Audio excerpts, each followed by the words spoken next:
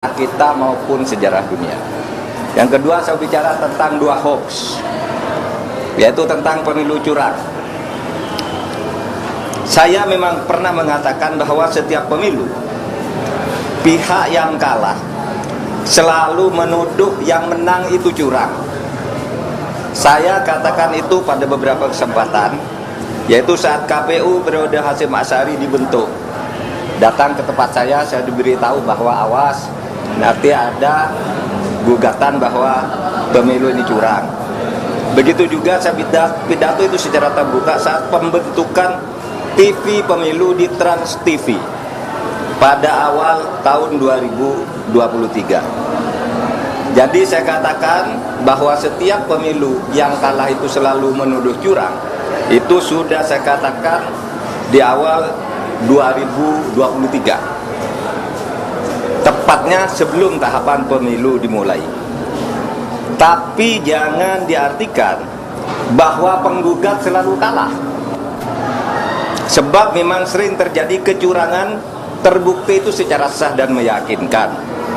Ketika saya menjadi ketua MK pernah memutus pembatalan hasil pemilu dalam bentuk perintah pemilihan ulang maupun pembatalan penuh, sehingga yang menang dinyatakan disqualified dan yang kalah naik. Jadi bisa pemilu ulang, bisa. Misalnya saya sebut contohnya hasil pemilu kada Jawa Timur tahun 2008 saat Khofifah dinyatakan kalah dari Soekarwo, kita batalkan hasilnya dan diulang. Dua hasil pilkada Bengkulu Selatan, yang menang didiskualifikasi, yang di bawahnya langsung naik. 3, hasil pilkada Kota Waringin Barat sama dengan Bengkulu Selatan, dan banyak lagi kasus di mana ada pemilihan ulang terpisah, daerah tertentu, desa tertentu dan sebagainya. Nah, harus diingat bahwa untuk pertama kali istilah pelanggaran terstruktur, sistematis dan masif itu muncul sebagai vonis pengadilan di Indonesia tahun 2008 ketika MK memutus sengketa pilgub antara Khofifah dan Soekarwo.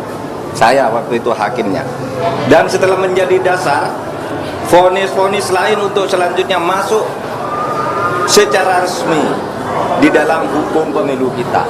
Jadi ini sudah menjadi jurisprudensi dan juga menjadi aturan di undang-undang, di peraturan KPU, di peraturan Bawaslu, itu ada. Gitu. Pelanggaran terstruktur, sistematis dan masif itu. Jadi ini bukan hanya jurisprudensi sekali lagi, tetapi juga termasuk di dalam peraturan perundang-undangan, dan buktinya banyak pemilu itu dibatalkan, didiskualifikasi, ya. Saya tangani ratusan kasus tentang ini, banyak. Ada yang diulang beberapa ini, ada yang dihitung ulang dan sebagainya.